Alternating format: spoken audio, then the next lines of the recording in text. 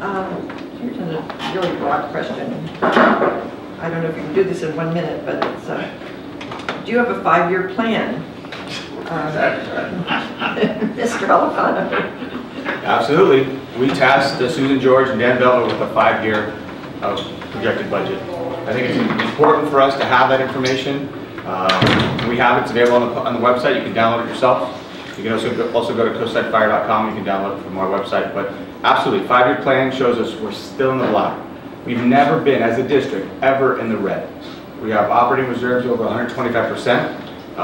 We're doing very well. And that's the issue at hand here is we got to give you guys the best level of service. We used to have 2 ambulances. Now we have 1. We used to have a cliff rescue program that was so good, other departments came here to train. We had to lower that service to get CAL FIRE in the door. We used to have a water rescue program. We lowered that service to get CAL FIRE in the door. Okay, we have the budget to increase these services. I see it every time I look at it. We have a 5-year projected budget and we can increase the level of service here. That's what the taxpayers are paying for. Not for the lowest level of service that's out there.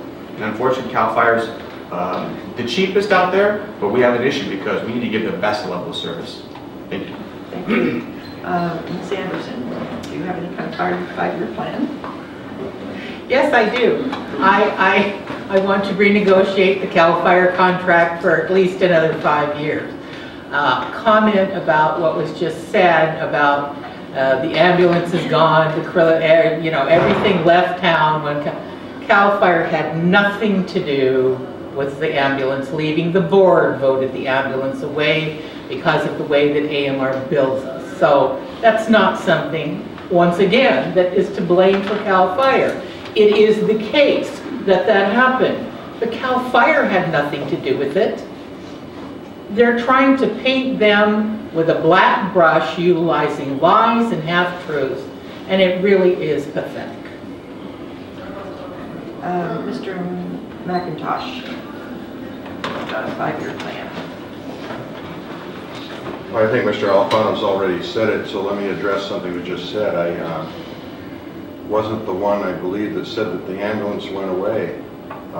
That's something I heard out of a couple of people coming from Kenyatta Cove who were very worried that their ambulance was going to leave when CAL FIRE left. 301, 306, 408, I'll stop. 301, 306, and 408. Thank you. Go ahead. Since the board gave the ambulance back to AMR, AMR is running it with a contract with the county and has absolutely nothing to do with the fire district. The second part is that I heard here just a minute ago that we talked about wage differentials. When you look at CAL FIRE, you talk about working more hours. That means automatically they have a large number of hours that's worked at time and a half mandatory. We have a young man right now who's making more money with CAL FIRE than he's ever made in his life. We've also heard that we're going to be paying San Mateo rates. Well, the board's already adopted a wage and benefits package and it isn't San Mateo rates. So it's sort of interesting how where some of these come from. Thank you. Thank you. Mr. McCusick. Oh yeah, okay. I'm the guy that said we're going to have to pay San Mateo rates. And remember, we're not the big fish in the pond with regard to San Mateo and all of the labor negotiating forces we'll have to deal with.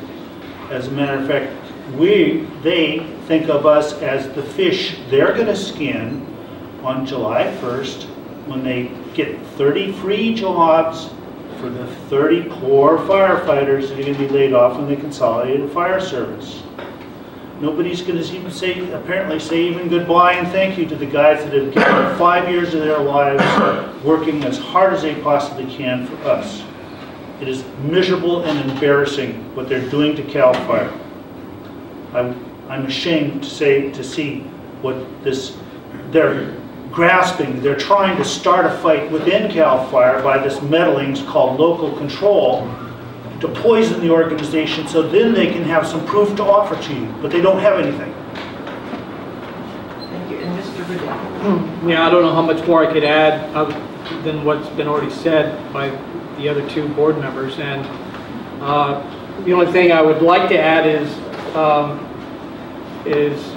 in regards to a 5-year plan, at least we'd be able to build on something when we have this organization back under our control. Right now, we're just a big revolving door where we're spending money on training they, according to the contract, and CAL FIRE put this in there because they couldn't meet the service needs. They wanted 1 year to bring everybody up to speed.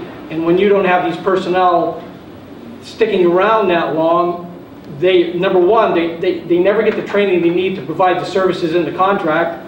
And number two, there's nothing to build on because they're not here. So they don't get the minimum training, let alone the extensive training that would benefit everybody here.